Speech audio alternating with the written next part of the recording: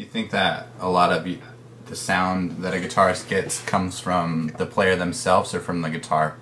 Like, if you think both those guitarists sound awesome, do you think that's because of you or because of the guitars? I think they sound, well,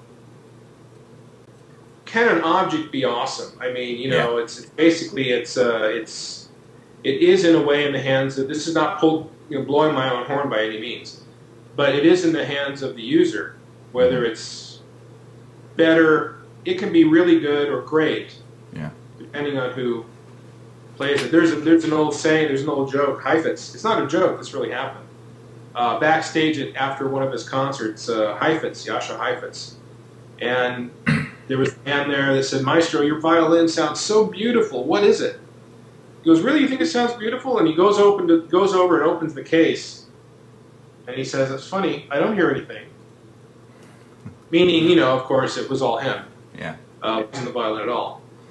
I think a good player can play on just about anything, and probably has played on just about anything during his or her career. The people I know have had to play on, I've had to play on borrowed guitars before, one way or another, and you just have to make do. One mistake I see students making is they think the right guitar will make them a great player. I see students still searching for that ultimate guitar, you know, and they see one of their favorite players playing a Dahlman or Rodriguez or whatever, and they think, I need that to make me great. And it doesn't work like that. It might help you play better, but it doesn't, the guitar can complement the player, but the player has to make the guitar what it is. Gotcha. Let's switch gears a little bit and talk about the LAGQ. I'm just curious how you decide who plays what part, or how do you resolve disputes or musical issues or anything like that, you know? Well, it's,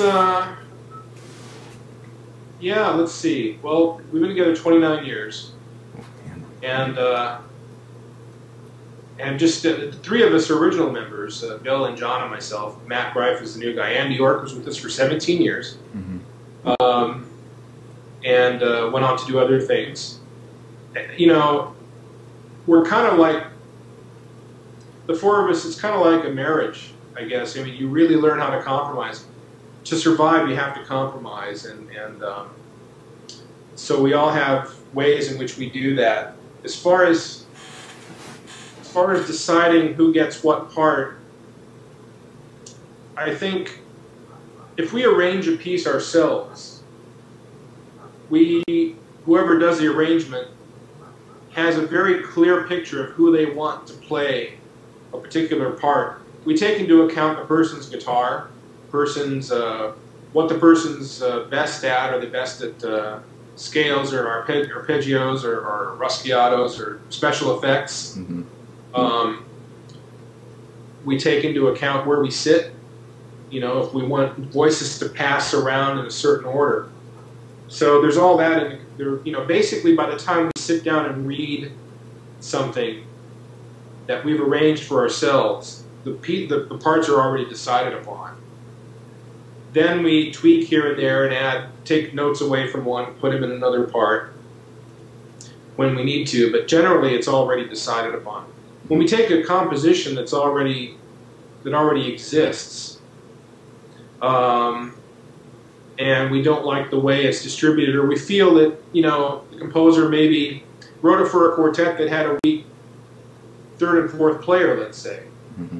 So we'll switch things around so that everybody gets a little, you know, little moment in the spotlight, and also so it makes it much more interesting for the listener and the audience. So it's very democratic. I mean, we talk a lot. Our rehearsals are 50% discussion and 50% playing. So how much time do you guys spend rehearsing? It depends on what we're doing. If we have generally, we rehearse every Monday for 3 or 4 hours, however long we can fit in. But we've got 4 completely different schedules. Bill and I teach at USC, and we've always tried to, schedule things around quartet ever since the beginning of the quartet. So we always leave a little time somewhere in the week for possible quartet rehearsals. Mm-hmm. When we're really getting ready for something, we'll rehearse Monday and Thursdays, or sometimes a little bit every day. And if we're on the road,